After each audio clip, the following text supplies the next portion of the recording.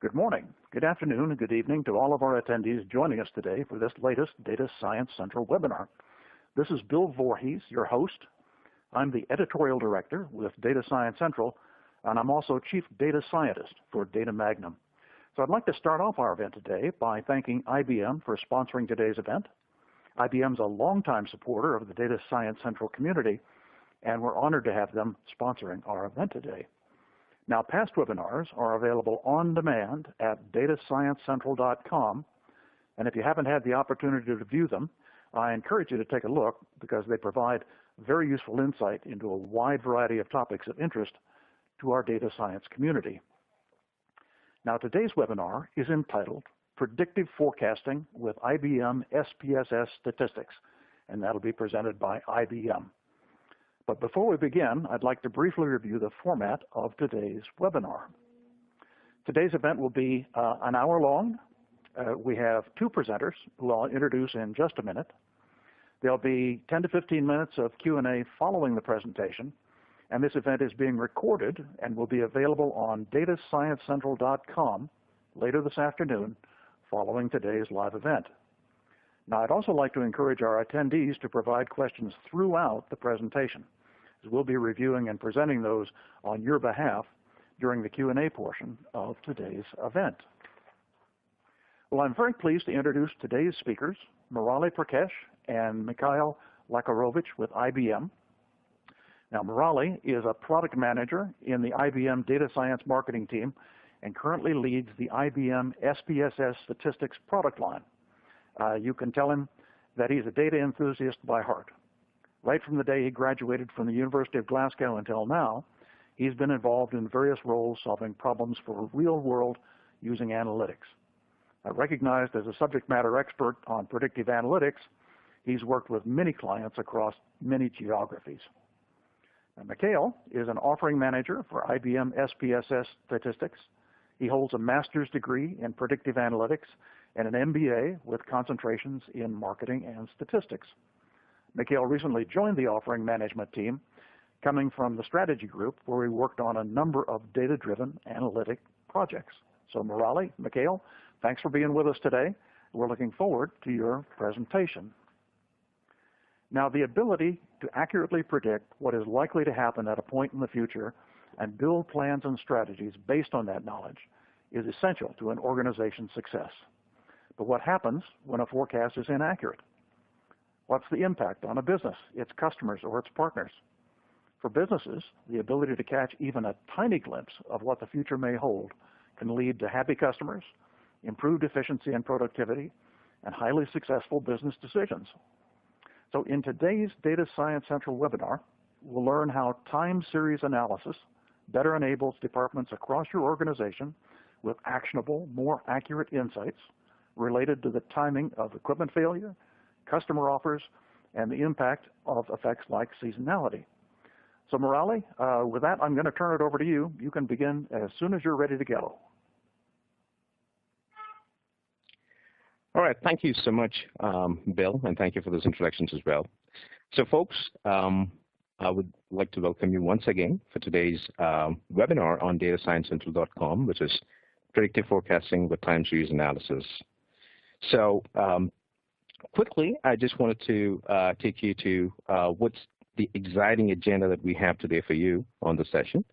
So where we're going to be talking about time series analysis, where we're going to be having a basic definition of time series analysis, and then we're looking at applications, and we're also looking at a little deeper into what are the components that really make up time series, and then we will also look at the methods that's available, the techniques that's available for you to be able to perform time series and forecasting. Okay, and later on we also will look at the evaluation methods, and at the same time on today's agenda, today's session, we would be using IBM SPSS Statistics to be able to execute time series data, time series analysis. And then we will have a demonstration by my colleague Mikhail, right after that. And towards the end, we will open the floor for Q&A. So that's very simple and easy agenda for today. So quickly, checking out, I'm sure a lot of people already are familiar with a lot of concepts about time series and what it is, what happens and everything, but we can just go from basic to a little deeper into, how it's done, what is the easiest way to do it, how accurate is it, and how exactly you can use it, right? Now here, what is time series? So simple factors, any data that's been associated with a time point, with a time factor, is pretty much the time series data. Now, there are plenty of examples which I can give. Definitely one is, like for example, sales numbers of your company, right? So you have the sales numbers every month, every quarter, every year, and you keep recording this based on the time points, like January, February, March, or whatever, right? However you're trying to do it. The same way, if you take the other very easiest example is about the weather data. So we keep recording and making observations about the weather every day, what's the temperature, whether it's sunny, rainy, windy.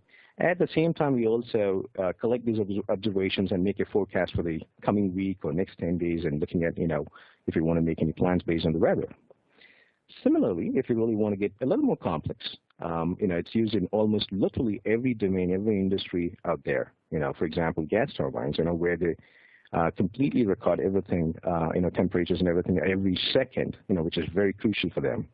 Or if you're looking at, for example, information technology today, you're using pretty much the timestamp almost in everything. How much data is being stored, how much data you saved, how much data you're getting in every day.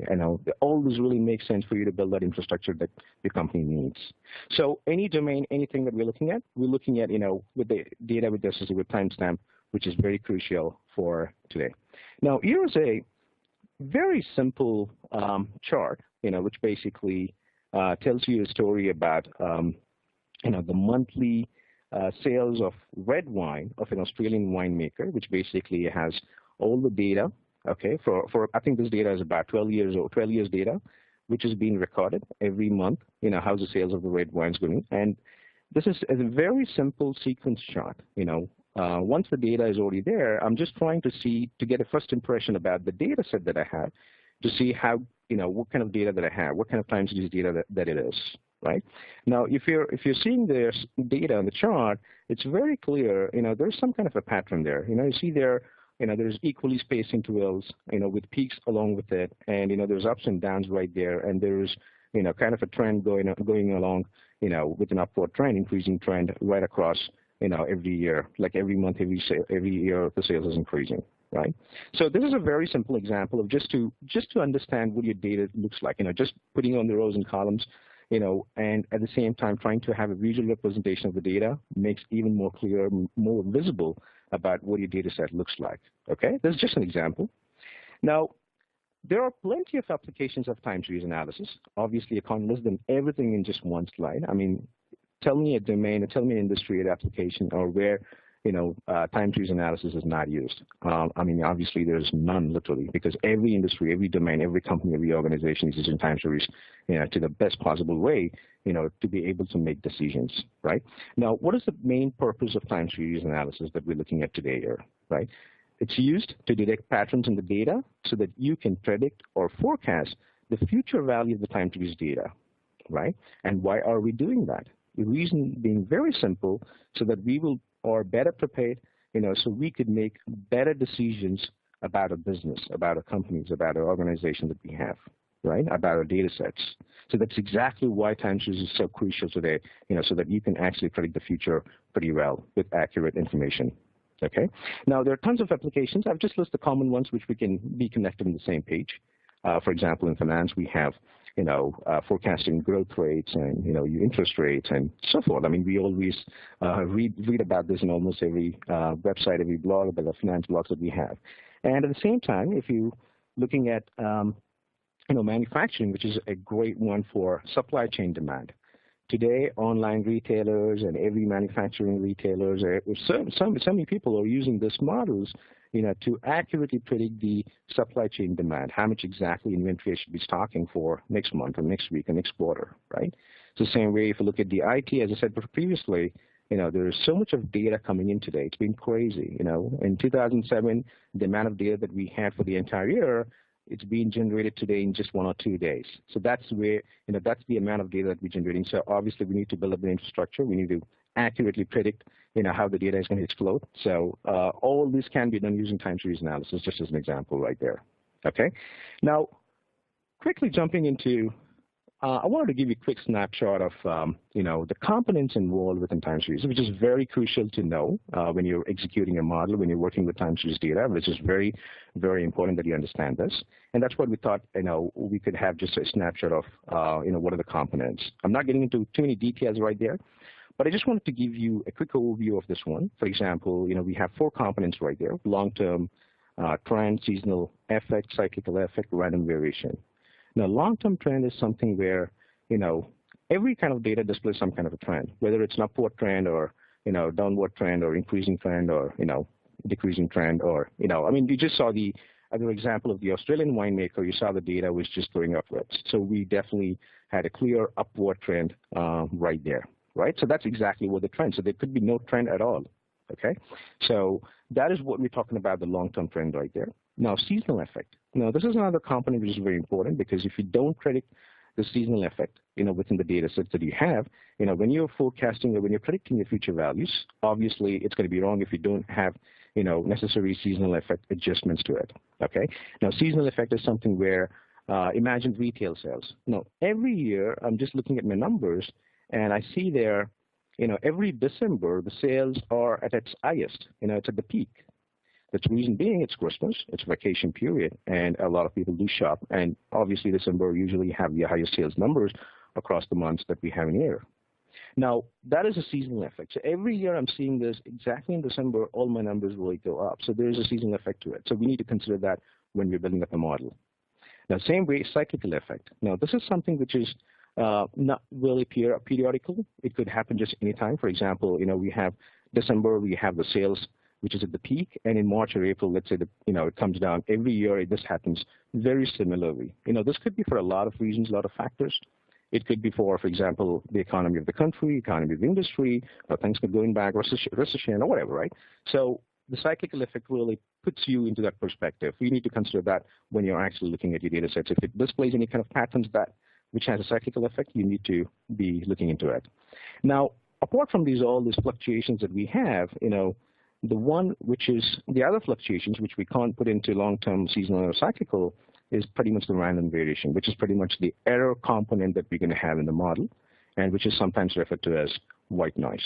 So these are the 4 different components, which we'll be seeing a little more into, how these actually play up into while building the model. Now, obviously, I think we just got into a bit of concepts right there. One thing we'll come back a little later is approaching time series analysis. Now, how are we going to approach this? Now, obviously, within time series techniques, within forecasting techniques, we do have many different techniques that's available for us to use. Now, one thing that you have to know here is it's usually impossible to know which technique will be best for a particular data set, right? So that is why typically what people do is, they do try several different techniques, and then figure out the one that seems to work best for their data set, okay? So that's exactly what usually happens. When you're trying to work over the time series data, you try to do different techniques, and the one that really fits the data, that's the one which is going to work the best for you, so that you can make accurate predictions for your future, for the business that you're working with. Now, how are we going to do this?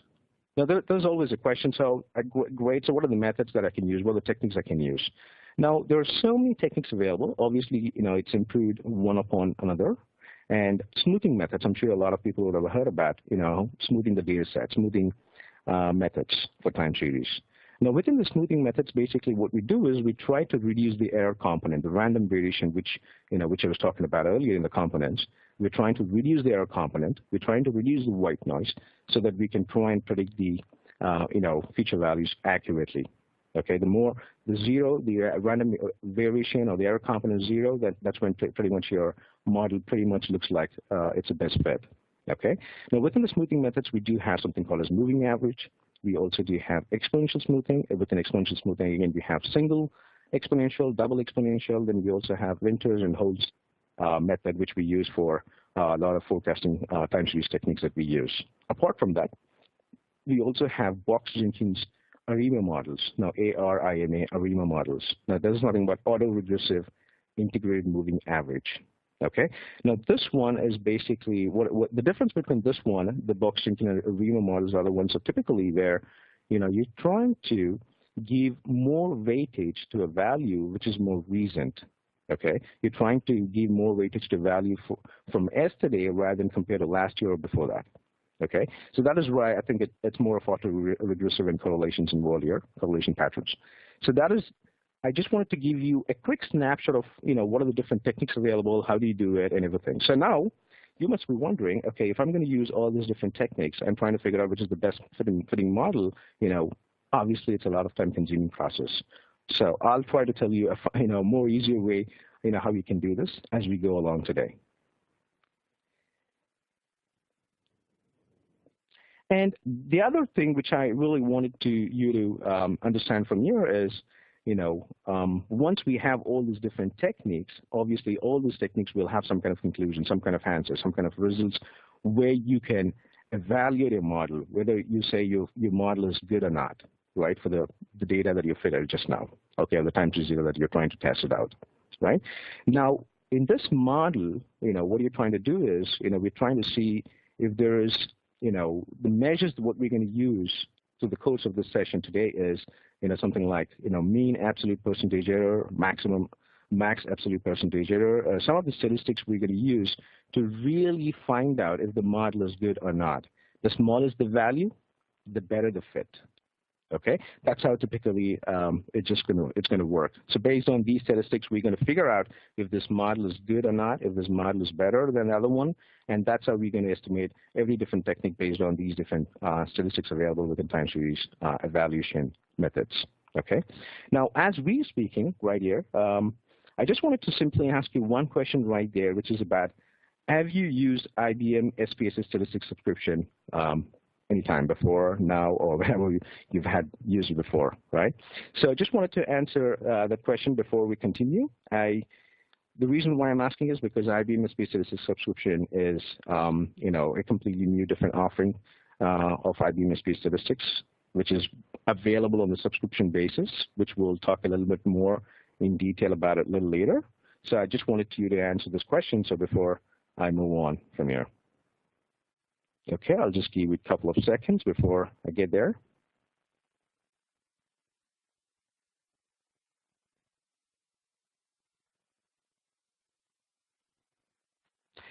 All right, so thank you so much for able to answer that question. Have you used IBM SPSS Statistics subscription? Yes, 20.6, and no is about 79. So great. I think, because, I do have some of the other information towards the end where I will probably explain a little more detail about, what is IBM SPSS Statistics subscription is all about and what are the things that you can do with subscription now, okay? So quickly, jumping into, some introduction, bit of introduction of IBM SPSS Statistics. Why? The reason being today, at this session, this webinar, to evaluate some of these methods, forecasting techniques, time series analysis, we're going to be using IBM SPSS Statistics as a tool, which will be looking at the data sets and trying to generate some time series models for us, okay? So just to give you a bit of intro for people who are not familiar with IBM SPSS Statistics, this is a tool which is going to be celebrating, we're going to be having 50 years next year where we have this tool in the market. So anybody who has data and wants to, trying to understand the data using advanced statistical procedures, will use IBM SPSS Statistics, okay? The biggest point of IBM SPSS Statistics is the accuracy, the amount of statistical techniques available for everything and anything that you can do with your data, and the accuracy of your analysis is very crucial for your projects, okay? At the same time, it's got some great visualization, stories that you can tell, so which is very, very crucial for you, and you can do that right with IBM SPSS Statistics. And the other thing that you have to remember here is you can use IBM SPSS Statistics the way you want it. Whether you're a coder or a clicker, you're trying to use point and click interface, or you want to do some command syntax, or including if you want to integrate with open source languages like R and Python, you can use IBM SPSS Statistics the way you want it, okay? Now, just quickly jumping on there, we do keep getting a lot of questions about this because, you can really access data in just about any format on IBM SPSS Statistics. Doesn't matter whether your databases or spreadsheets or CSV files or wherever your data is. Literally you can just pull the data from any corner into IBM SPSS Statistics. All right, and we have extensive data management, data transformation techniques. Within IBM SPSS Statistics, you can really transform the data however you want it. And the other important thing right here is, the amount of statistical techniques that you have, right? You can do linear, nonlinear regression, you can do univariate, multivariate techniques, and you can do survival analysis, you can do Monte Carlo simulation, and recently we have introduced Bayesian statistics into IBM SPSS Statistics. Even you can perform that one as well. Okay. Now, all this really comes with a great visualization story that you can tell, publication quality charts, where you can really present your results outstandingly well, to your audience, to your decision makers. Okay, so that is just about a quick introduction for people who are not familiar with IBM SPSS Statistics. Now, quickly jumping into why IBM SPSS is forecasting, because we do have some really, quick and easy models, which is really accurate, which is not time-consuming, and at the same time, you can use however you want it, trying to analyze your data sets, time series data sets that you have. Okay, all the advanced statistical techniques that you need to work with time series data is available with IBM SPSS Statistics. Okay, now, obviously, I think one question will come up is, can I use it into my industry, into my working problems that I have? So of course, because problems solved by IBM SPSS Statistics forecasting is like plenty. We have it in retail, manufacturing, medical, transport, government, travel, IT, literally everything. I've just mentioned a few ones, which is like really important there. For inventory forecast, as I said previously. And at the same time, you can predicting unemployment within the government projects that we have. Transportation and travel, IT. I mean, literally, you can really use for a lot of use cases, to trying to predict the data, trying to predict the forecasted values, future values, so that you can actually make better decisions at work and for your business.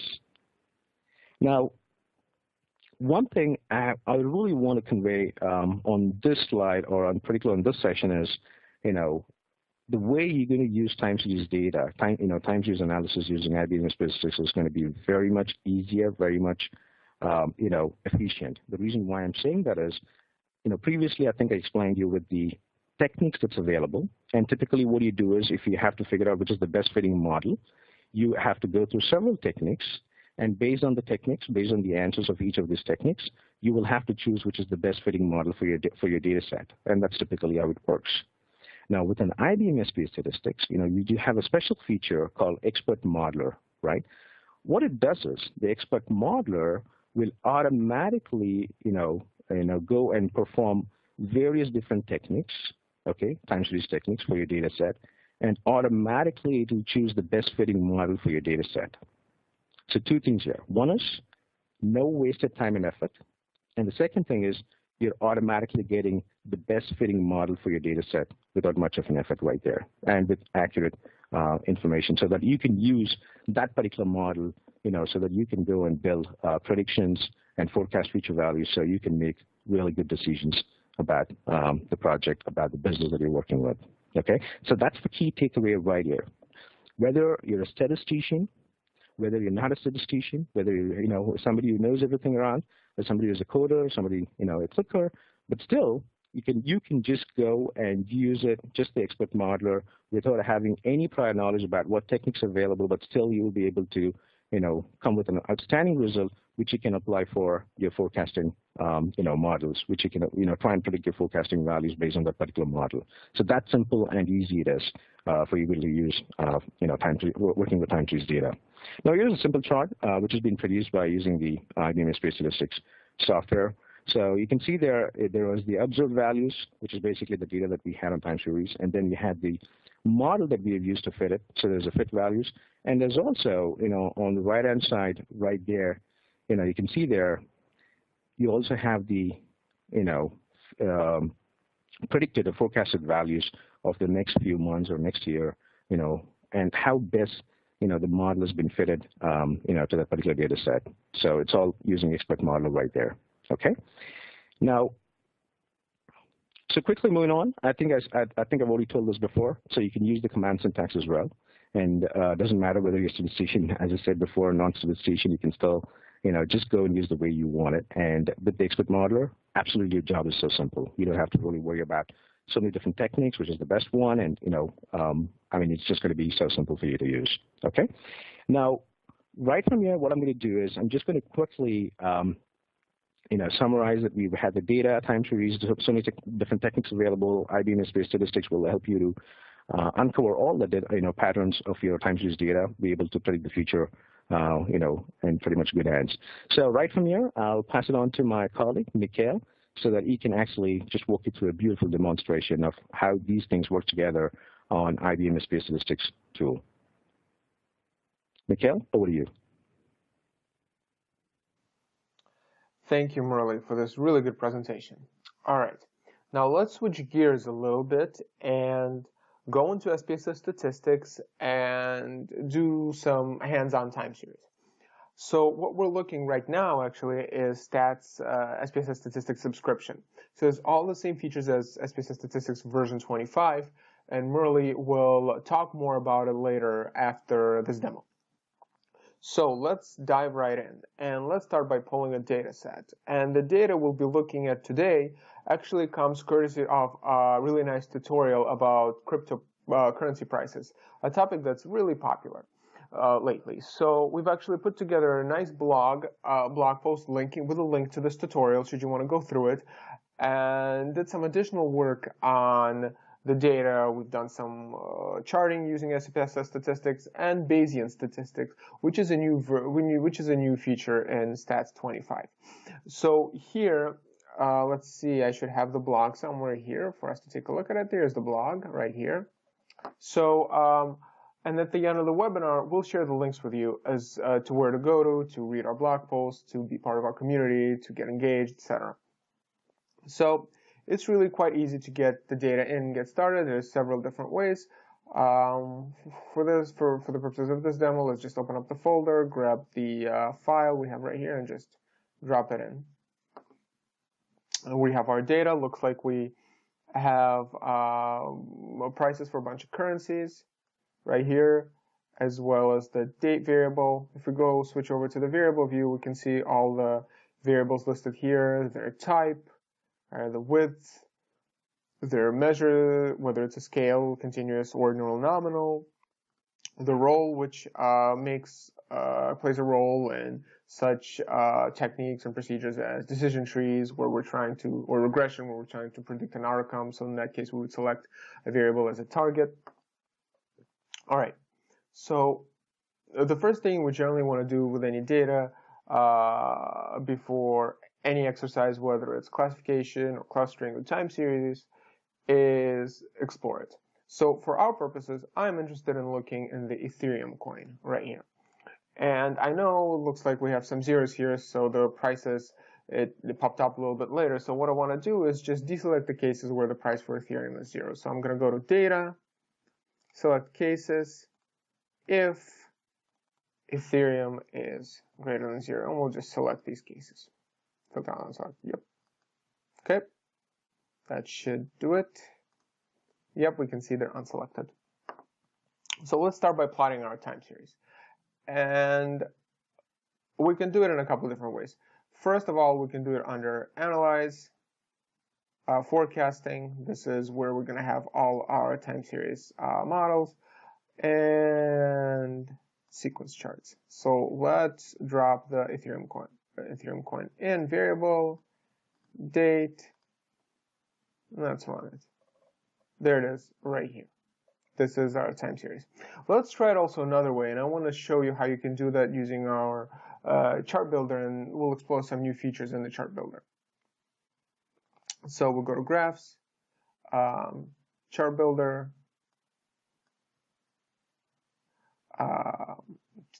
we're looking at lines, so let's drop the line chart in.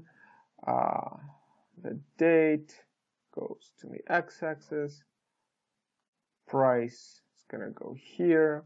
And nice new features, we're just going to change the chart title right in the chart builder, so we'll call it Ethereum Price Series. Click OK. See, we have a chart. They're actually very much identical. This is a very nice look, looks like a very nice looking chart. It's sleek, it's modern, very attractive. so let's copy it as an image. And let's go to our PowerPoint. Looks like we have a couple of the examples already here when I was prepping for the demo. So let's rerun it. All right, pasted it here. We can see this is pasted very nicely. This is a publication ready chart. All right, let's do another thing really quickly.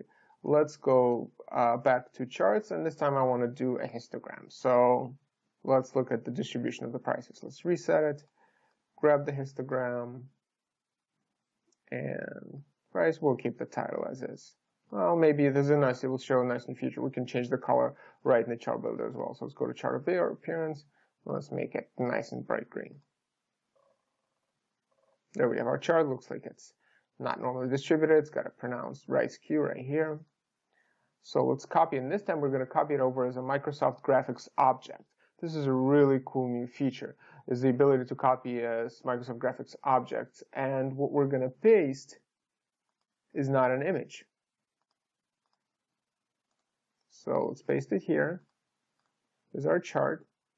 So now what we can do here, because it's a Microsoft Graphics object, it has all the underlying data in it, and now we can change the design. We can change colors if we so choose. We can even change the chart type. So as you can see here, we can go back to our line chart. All right, so let's get back to our analysis. One of the first things we want to do when looking at time series is to check for stationarity. A stationary time series regress to the mean. That means that shocks don't affect the system, that affect the system do not last. And we're interested in what's known as weak stationarity, where we're looking at mean and variance, and they are time invariant and finite.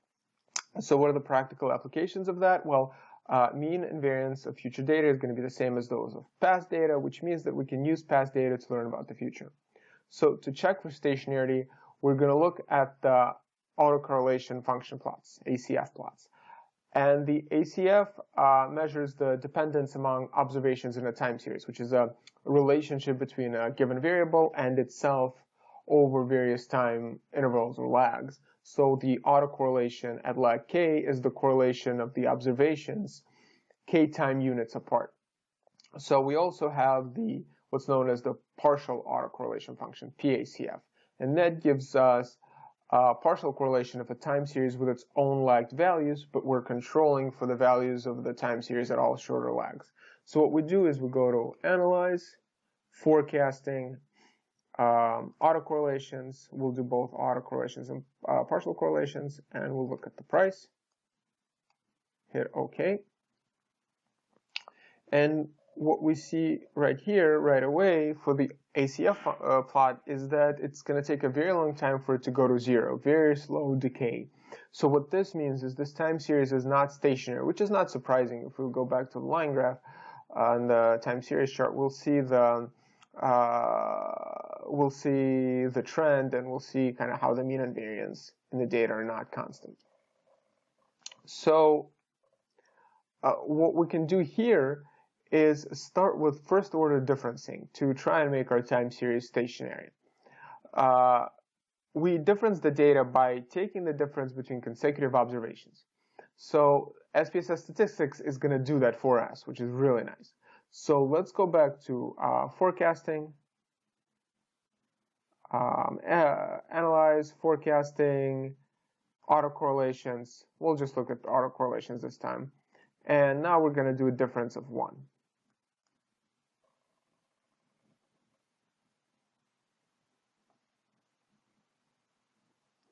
So now you can see that the ACF plot begins to sharply decay to 0.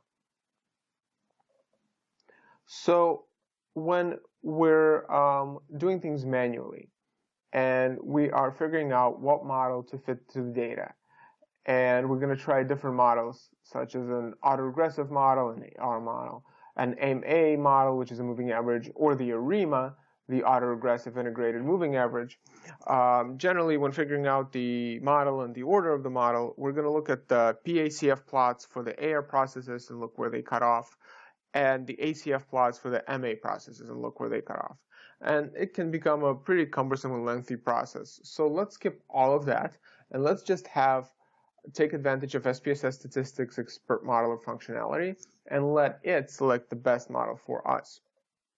So what we're going to do is we're going to go to Analyze, Forecasting, Create Traditional Models.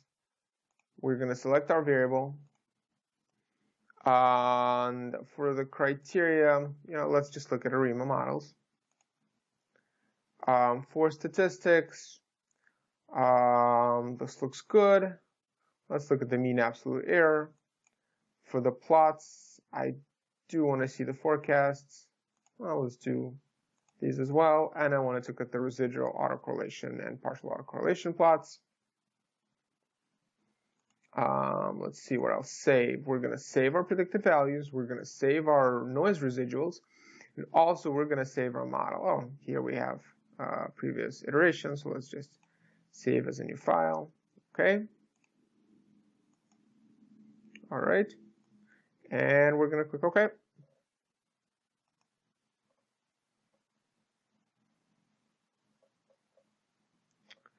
So we have our model. It's selected in ARIMA 011. And if we go back to the data, we got 2 new values. Let's take a look at it. All these are all 0. So there we go. We have a predicted value for the Ethereum coin and the residual. All right. Let's go back to the output. So we have our model summary right here. This model fit kind of provides some fit statistics calculated across all the models, a nice concise summary of how well the models fit the data. So for each statistic, the table kind of provides all the mean, minimum, maximum, percentiles. So for example, when we're looking at the mean absolute percentage error right here, we can see kind of the mean error, the 95%, and the 95%, the fact that we see that 95% of the models have a value of mean absolute percentage error less than 4.5%. So all these different values are a bit subjective, in the sense that so for us, for absolute percentage error, this is a measure of how much a dependent series varies from its model predicted level, and it provides kind of an uncertainty in your predictions. And the mean uncertainty in each predictions and the different percentiles are going to be subjectively interpreted, and whether these values represent an acceptable amount of uncertainty to you really depends on the risk that you're going to be willing to take. So let's take a look at our residual plots, and they all look like they're kind of independent. They're white noise, so that's good. We can also verify that the residuals are normally distributed really quickly. Let's just go to Analyze, Descriptive Statistics, QQ plots. Let's grab our residuals. And then they look fairly normally distributed. We've got some extreme values on either end, but overall it's not a terrible fit. Here we have our fit values with the upper and lower confidence intervals. So much data, it's kind of jammed all together. A good test statistics right here, the Leung-Box test statistics, we see the p-value of 0.119. This test can be considered a test for independence. So whether the series are of independent random variables with finite mean and variance. So the null hypothesis is that of independence, of no serial correlation. So our p-value is greater than 0.05. So in this case, we fail to reject the null hypothesis. It looks like there's actually no serial correlation in our data. All right, so for this next step, let's go ahead and actually reforecast. So the reason we're doing is as it oftentimes happens, and generally it happens, we get new data. And do we have to rerun everything from scratch? Well, no. Remember, we saved our model. So let's assume we saved some. Let's assume we got some new data, and in fact we did. Let's open it up. We got some more observations, some quote-unquote new prices, future prices for Ethereum right here. So let's just paste them in. We can obviously merge the files, but we have so few variables that we can just go ahead and manually paste them in right here.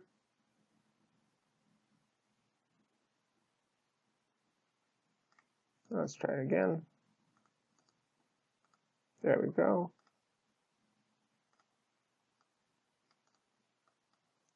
And our prices. Okay, let's rerun the selection to make sure these cases are recognized. And now they are. Okay, so now let's reforecast. So let's go back to Analyze, Forecasting, Apply Traditional Models now. And we have our model right here. So let's select that. All right, we're good. Let's go to Statistics, looks fine. Plots, let's deselect the series and the plots. This suppresses the generation of series plots, but we're more interested in just saving the forecasts. Let's see, we're going to save predicted values, and we're going to hit OK. So again, we have the model that we selected, ARIMA 011, and I don't think we discussed it before, but really quickly, the model of ARIMA 011 is, what it is the first 0 is for the AR process, which we don't have here. The second one is for the first order differencing. So we saw when we did the ACF plots earlier, we needed to apply a differencing to our ACFs right here, because they were the original time series were non-stationary.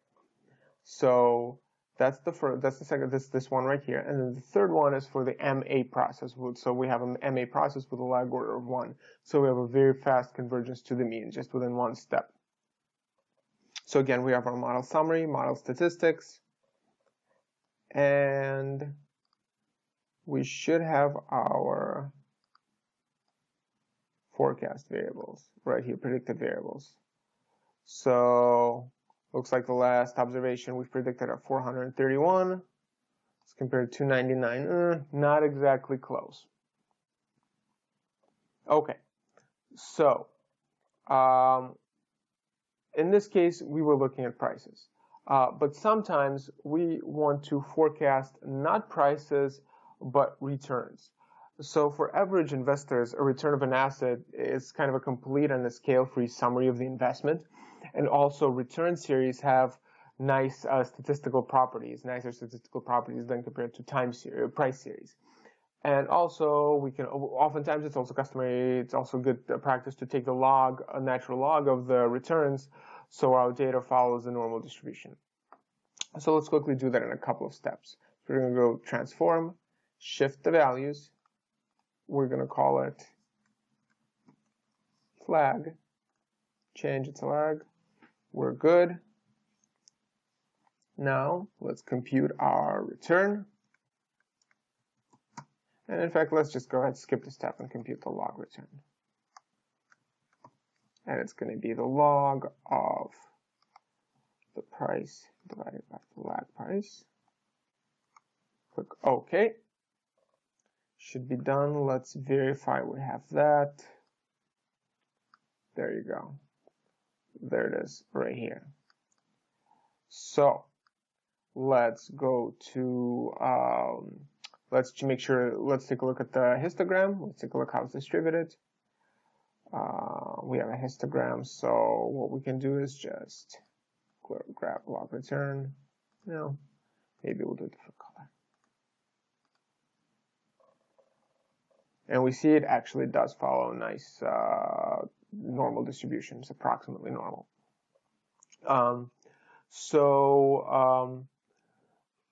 Right now, as the next step, let's take a look at the autocorrelations. Here, no difference. We're already taking the log, so we don't need to do this here. We see the autocorrelations decaying to 0 very quickly. So let's quickly run the model.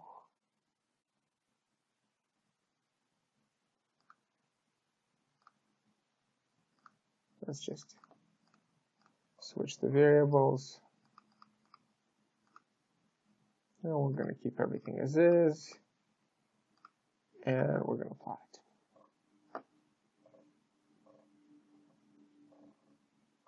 So there we go. We got our fit values. They follow the observed values pretty closely with the upper and lower confidence intervals. So the residual ACFs are non-significant, so that's good. Again, our test statistic, we have a p-value greater than 0.05, so we failed to reject the null hypothesis of independence. So now we have an ARIMA, which is just 001, so there's no differencing in the time series. We're stationary, as you can see here. Again, a very fast process with a very short memory. So when we're looking at the time series as kind of a final step, we see this pockets of high variability, low variability. So what this shows us is that we might have some heteroscedasticity in the data. And we can kind of see that when we go to chart builder, and we're going to look at a scatter plot of the residuals against the predicted values.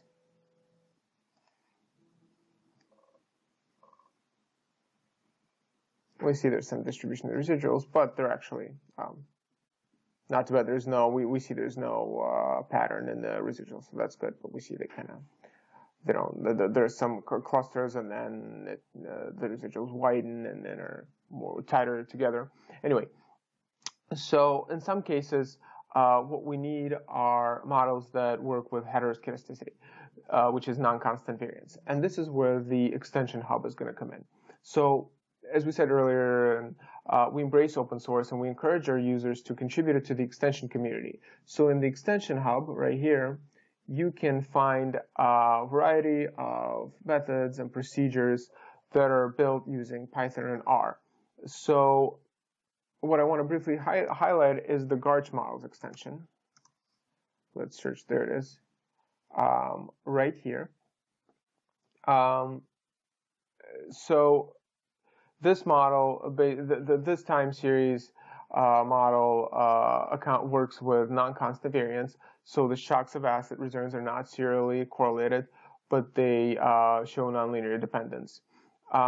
So we're running a bit short on time. So let's just go ahead and skip going through skip going through this particular model. But I do encourage you to take a look at SPSS Statistics. I encourage you to take a look at the extension hub, try it, check the documentation under help, review the more detailed documentation on the R package used to create this extension, and run these models. So I hope you found this demo helpful, and if you haven't tried statistics yet, I definitely hope you do, and Murali will give you a little more information about how you can do that. So with that, Murali, passing the torch back over to you. Thank you.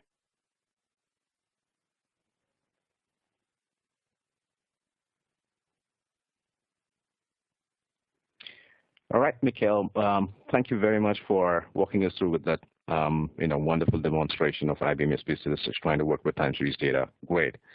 So folks, I think through the course of the demo, you probably would have seen a lot of interesting features there. One is definitely, the new chart builder that we have, literally, some great visualization that you can build upon with the data sets that you have. It's so easy, just drag and drop stuff and just pull the data variables in, and, you get some really cool charts.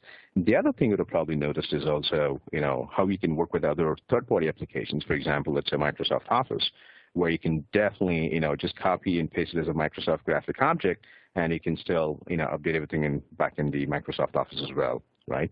So a lot of interesting features there. Of course, with the entire, forecasting time series data, I think you really saw how good those examples were in trying to understand, how exactly things work in terms of charts, in terms of results, in terms of the statistics that you care about. So that was a beautiful, way to demonstrate that one, and thank you for that. So, folks, I think what I have here is another simple question right on your screen there, which is basically, what SPSS statistics modules do you most often use? Because the reason is we're trying to see, what best we could do here. So, advanced statistics, complex sampling, forecasting, and decision trees. So I'll just give it a minute, a couple of seconds there for you to just get the answer, and before we move on.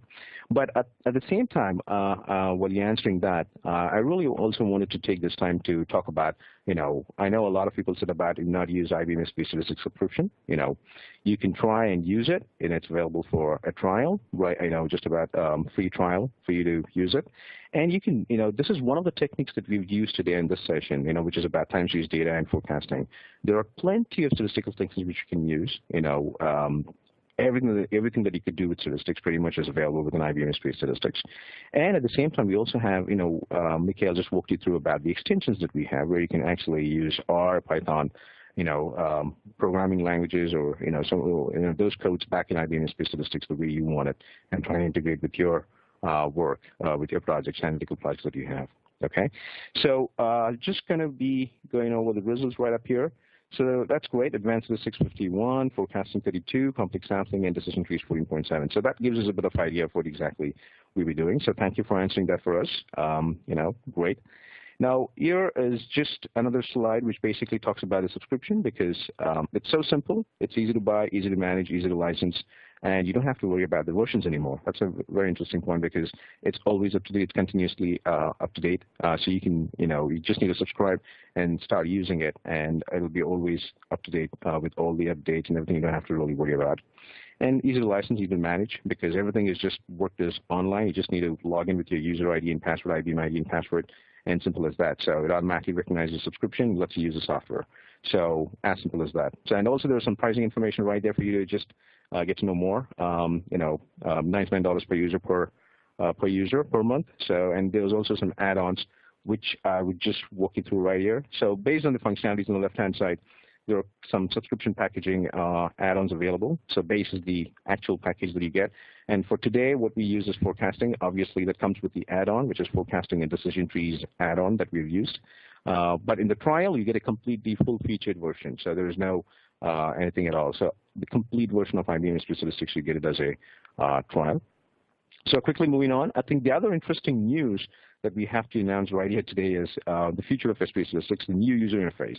Now, people have been actually subscribed to IBM SPSS Statistics. They get an option where they can choose to work with the new user interface, which is completely different, completely modern, much modern, and you can do variety of things using the new user interface that we have. So you're probably going to test it and see how it's going to work.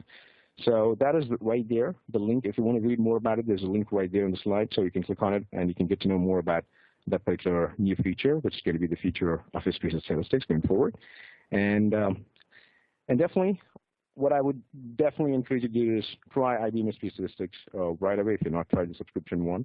So just go ibm.com, try SPSS, or you can do Explore. And you can always engage us with us in the community, on Predictive Analytics community that we have, where you can ask any questions that you have, anything that you're struggling with, anything that you're facing any challenges with. We'll definitely help you right there when you engage with us in the community on there. And the easiest way to get to IBM SPSS Statistics today, right now, is getting to the marketplace, which is ibm.biz/SPSS-statistics. So just get there. You can start the free trial. You can start working on it and see how things are going to be working. Now, before I go anywhere, so I would encourage you to just try it and see how things work. And from here, I will just pass it over to Bill to open the floor for Q&A. Well, Murali, Mikhail, thanks for that excellent presentation. We'll get started with today's Q&A session. I want to thank the audience for their participation. We've had a lot of questions that have come in during the presentation, and we'll do our best to get through all of them in the time remaining. And during this Q&A session, I'll leave up this screen with contact information from Murali and Mikhail if you'd like to contact them following today's webinar. So let's get started. Murali, you just talked about the new SPSS user interface. How can people access that user interface? And the audience also wants to be reminded what was the name of that great package that would automatically select the algorithm to fit my time series data. All right, I think that the new user interface will be available for IBM. Once you subscribe to IBM Space Statistics, obviously you'll get an option to use the new user interface right there. And the other feature which I was talking about right through the series, right through the session, is about Expert Modeler, which is an automatic feature which basically gets your, models, data set fitted automatically, so to find the best model for your data set. Okay, thank you. Now, some technical questions from our audience. Let's start with some of those since they might be of interest to a lot of folks. For example, will the techniques that you've talked about work with blending time series of different frequencies? For example, if I wanted to forecast, for example, daily mortgage rates, but I wanted to blend in other weekly, monthly, or quarterly time series, could I do that with this approach? Hi, this is Mikhail. This is an excellent question. There's definitely a lot of functionality with statistics to blend it, to go beyond sort of the more simpler examples we went through today with just forecasting a single time series. And you can definitely use stats to do forecasts that involve correlations and interactions between different variables. I encourage you to download the trial, take a look at it, take a look at the case studies and documentation, and if you have any questions at all, please reach out to us, and we'll be sure to find a way to answer you. Okay, Mikhail, thank you. Now, these days, a lot of folks are reading about recurrent neural nets and other deep learning strategies in time series forecasting.